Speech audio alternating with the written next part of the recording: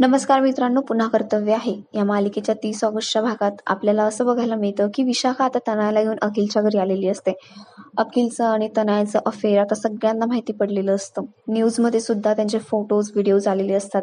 त्यामुळे संपूर्ण जगाला आता कळलेलं असतं की अखिल आणि तनया यांचं एकमेकांसोबत अफेअर आहे ते. आणि विशाखा याच संदर्भात तनयाला घेऊन अखिलच्या घरी आलेली असते.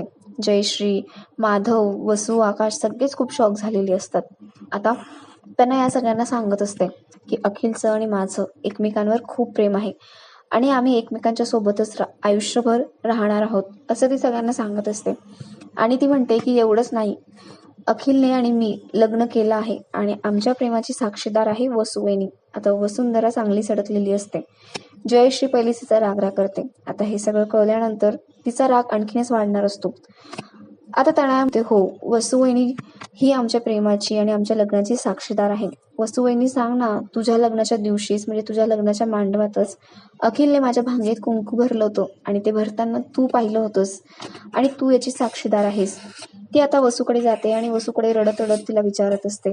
सगळ्यांना तू सांग असं तिला म्हणत असते, विनवण्या करत असते.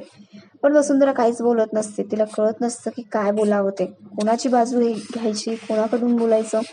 ह्या विचारांमुळे तिच्या मनामध्ये सारखा गोंधळ माजलेला असतो. आकाशचा आता हे सगळं ऐकून खूप शॉक झालेला असतो.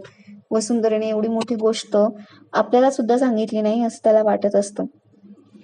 आणि मग बघूया मित्रांनो, जयश्रीला हे सगळं कळलंय वसुंधरेविषयी आणि तनया अखिल विषयी. तर आता तिची प्रतिक्रिया काय असणार आहे, वसुंधरेला ती काय प्रश्न विचारेल आणि खरंच वसुंधरा अखिलची मदत करेल की काहीही बोलणार नाही, की त्यांच्याच विरोधात बोलेल, हे सगळं बघण्यासारखं असणार आहे. अशाच अपडेटसाठी आमच्याशी कनेक्टेड राहा आणि आमच्या चॅनलला नक्की सबस्क्राईब करा. हा व्हिडिओ पाहिल्याबद्दल मनापासून धन्यवाद.